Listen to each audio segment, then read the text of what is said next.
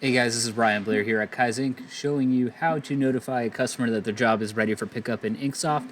So you can see at the top of the screen here, it says ready for pickup. And when I clicked on this tab where it says notified, there was an N, which means that the customer had not been notified that their job was ready. So when production changes the status to ready to pick up, you do have to go to the ready to pick up tab to notify them. So once you get here, if there is an N next to your job, follow the row over to the left. I cropped my screen so you can't see the customer's information, but there is a checkbox on the left next to the order number. Go ahead and click the checkbox, and you will get a check mark in the box letting you know it's selected.